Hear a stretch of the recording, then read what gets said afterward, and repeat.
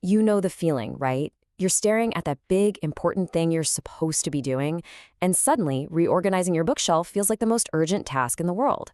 So, what is going on there? It's not just about being lazy, not at all. As we're about to find out, procrastination is a really complex battle that's happening right inside your head. Okay, picture this. It's late at night, you're feeling super motivated. You sketch out this perfect, productive game plan for tomorrow. You're gonna wake up early, you're gonna hit the gym, you're gonna tackle that big project. Finally.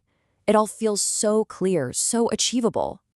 But then morning comes, and that logical, beautiful plan, suddenly it seems a lot less appealing. In fact, scrolling through your phone or watching just one more YouTube video, that feels absolutely essential. So what happened? Well, according to writer Tim Urban, the instant gratification monkey just grabbed the steering wheel. To really get what's going on, you have to meet the whole cast of characters that are running the show inside a procrastinator's brain. There are basically three main players in this little drama. All right, so first up, you've got your rational decision maker. This is the part of you that loves making smart, long-term plans. But the second the present moment arrives, boom, the instant gratification monkey takes over. All it wants is easy fun right now. The only thing that scares that monkey off, the panic monster.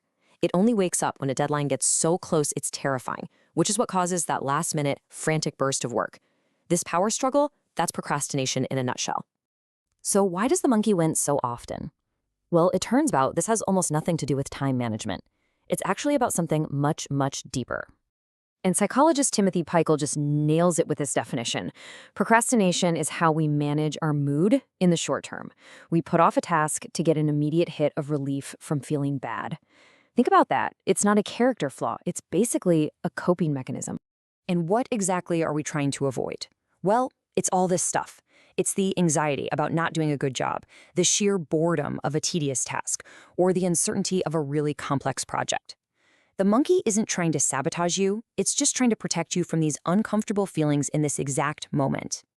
And this really gets us to the heart of the mystery, doesn't it? We almost always know exactly what we should be doing. So why do our best laid plans just completely fall apart the second it's time to start? This is such a perfect way to visualize it. Your logical plan? It's like a neat little PowerPoint presentation about the future. But your emotions? They are the actual operating system running your brain right now. And here's the tough truth. Present moment feelings will beat future intentions pretty much every single time. Now, let's zoom in on one of the biggest emotional engines that powers this whole cycle, that sneaky, powerful, and often disguised force of perfectionism. It is so important to see the difference here. Healthy striving feels good. It's energizing. It pulls you forward. Perfectionism, though, it's brittle. It's anxious. It's not really about doing great work. It's about hiding from the work. Because any little mistake doesn't feel like feedback. It feels like proof that you yourself are flawed. And researcher Brené Brown just hits the nail on the head with this. When we're stuck in perfectionism, we're not actually chasing excellence. We're just running away from the vulnerability of showing up, of trying, and of, well, possibly not being amazing on the very first try. And this is where shame creeps in. It completely changes the game. It turns a simple task from, I need to get this done, into, I need to prove I'm good enough. And when the stakes are that high, when it feels like a final verdict on your worth as a person, of course the fear of starting is paralyzing. The monkey would much rather go watch cat videos than face that kind of pressure. Okay, so far, we've mostly talked about procrastinating on things that have deadlines. But now we have to talk about the most dangerous kind of all, the quiet, invisible procrastination on the things that actually matter most. Seriously, think about it. There's no due date for starting your own business, or learning to play the guitar, or fixing a strained relationship. So what happens when that external pressure just isn't there? The whole system breaks down. The one thing that saves our butts on term papers and work projects, the panic monster, it just stays asleep. There's no fire alarm to jolt you into action at the last minute. And this is the really scary part. Without any sense of urgency, the monkey can just stay in the driver's seat forever. It doesn't feel like a big crisis. It just feels like, not right now. And before you even realize it, years have just quietly slipped away. And let's be really clear about what's on the line here. We are not talking about doing your laundry. We're talking about the huge, life-defining stuff. Taking care of your health, starting that company, writing that book, and actually becoming the person you know you could be. These are the things that get pushed off to that mythical place called someday.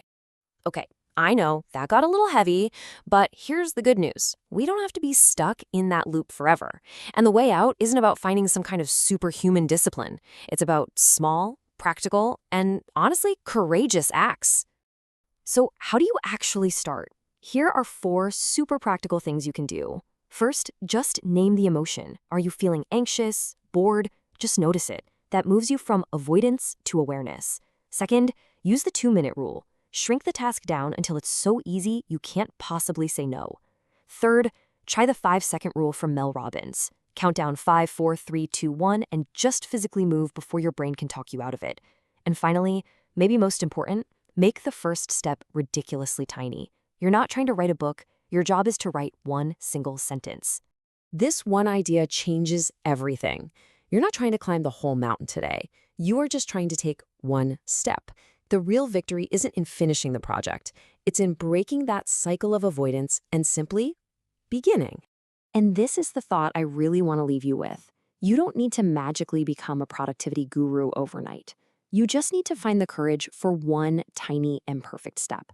Because every time you begin, you take a moment back from that land of someday and you bring it right here into today.